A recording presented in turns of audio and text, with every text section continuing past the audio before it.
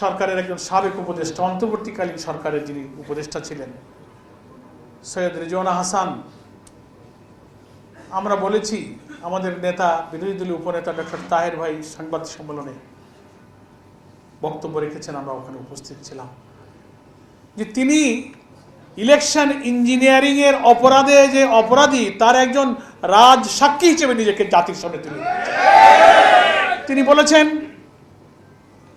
সাংবাদিকের প্রশ্নের উত্তরে, নারীর অধিকার, নারীর মর্যাদা যারা দিতে চায় না ওনারা ইসলামপন্থীদেরকে মিন করেছেন। সাংবাদিকরা বলছেন যে তারা তো এখন বিরোধী দলে এসে গেছে, ইসলামী শক্তিকে বুঝিয়েছেন। আবার তাকে জবাব দিয়েছে যে অন্তর্বর্তীকালীন সরকার যখন আমরা ছিলাম তখন কি ইনারা আমাদের নারী নীতিকে পরিবর্তন করতে সক্ষম হয়েছে? তারা বলছে যে তাদের একটি অংশ তো এখন বিরোধী দলে এখন বড় শক্তি নিয়ে আসছে। রেইনবো অলরাউন্ডার এক্সটেরিয়র পে বাড়ির বাহিরের দেয়ালের সুরক্ষা নিয়ে থাকুন নিশ্চিন্ত, সাথে পাচ্ছেন 10 বছরের ওয়ারেন্টি। বলে তা শক্তি নিয়ে আসলেও তারা প্রধান শক্তি বা মেইন স্ট্রিম পলিটিক্সে যাতে আসতে না পারে আমরা সেই ব্যবস্থা করেছি। শুনেছেন আপনারা? মূল ধারার অর্থাৎ সরকার গঠনের মেজরিটি আমরা আসন অর্জন করতে না পারি, তার জন্য তার বক্তব্যই সাক্ষ্য দিচ্ছে। তিনি বলছেন যে আমরা সেটা দেইনি, আমরা তাদেরকে থামিয়ে দিয়েছি। তাহলে এই কথা মিন করে যে তিনি এই ইলেকশন ইঞ্জিনিয়ারিং এর সাথে যুক্ত ছিলেন।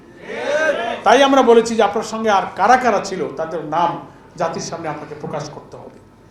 এবং সরকারের বর্তমান যারা দায়িত্বে আছেন, অন্তর্বর্তীকালীন সরকার তো এখন দায়িত্বে নাই, এটা সরকার এখন কি করবেন?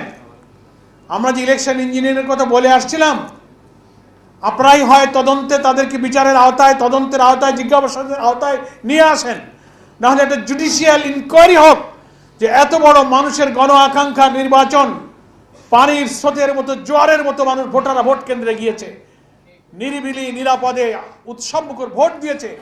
সেই ভোট পড়ার পর ভোট গণনা, ফলাফল শীট তৈরি করা এবং ঘোষণার সময় কিন্তু ইঞ্জিনিয়ারিংটা করা হচ্ছে।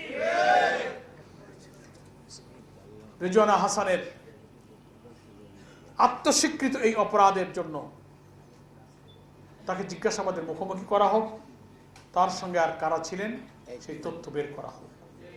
এটা আজকে একেবারেই অতি প্রাসঙ্গিক বিষয় হওয়ার কারণে ইফতার মাহফিলে আমরা এটা আমাদের ইমানেরই দাবি, বিবেকের দাবি, গণ আকাঙ্ক্ষার দাবি, এটা আমরা তা না করে পারছি না। এবং প্রচুর আসনে অল্প অল্প ভোটের ব্যবধানে আমাদেরকে হারিয়ে দেওয়া হয়েছে। সম্মানিত রোজাদার বৃন্দ, মুআজ্জাজ উলামায়ে কেরাম,